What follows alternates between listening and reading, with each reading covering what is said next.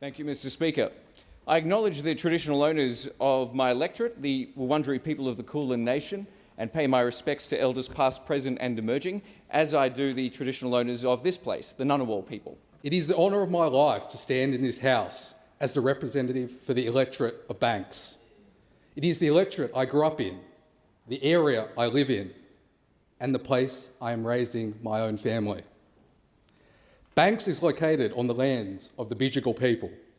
I'm so pleased to be able to recognise in this great House their culture, their custodianship of the land, air and waterways of Banks, alongside the Ngunnawal and Ngambri people of this region. Before I begin, I wish to acknowledge the traditional custodians of the land this Parliament meets on, the Ngunnawal and Ngambri peoples. I pay my respects to elders past, present and emerging, and to all Aboriginal and Torres Strait Islander peoples here today. I also acknowledge the Bidjigal people of the Eora Nation, who are the traditional custodians of the land I have the privilege to represent, the seat of Barton. These lands were never ceded. They hold the wisdom of over 65,000 years of continuous connection to land, water, sky and spirit. This history is not behind us, it lives with us. And it reminds us that the work of truth-telling and justice is far from complete. This always was and always will be Aboriginal land.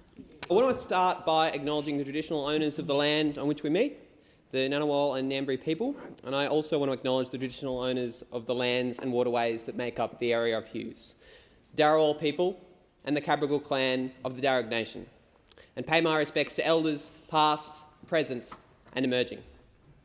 They've looked after this country since time immemorial, and it's not lost on me the responsibility that I have to live up to that stewardship. It is an honour to deliver my inaugural speech to this great chamber in this extraordinary building on the lands of the Ngunnawal and Ngambri people. I acknowledge that this is their country. I also acknowledge the traditional custodians of the many First Nations lands across my home state of Western Australia. How lucky we are to live on the lands of our First Nations people, who so generously share it with us. It always was and always will be Aboriginal land. I begin by acknowledging the traditional owners on the land on which we meet, the Ngunnawal and the Ngambri people, and I pay my respects to the elders past and present.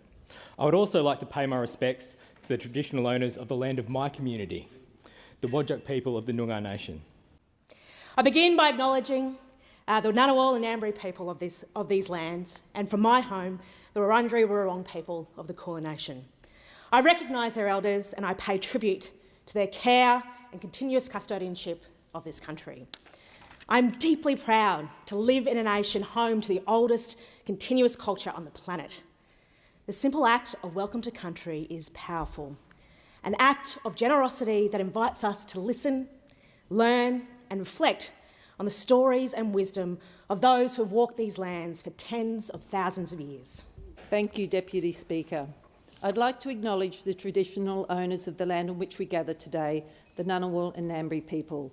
I also acknowledge the traditional owners of the land from which I'm visiting, the Yuggera and Turrbal people, and I pay my respects to elders past, present and emerging.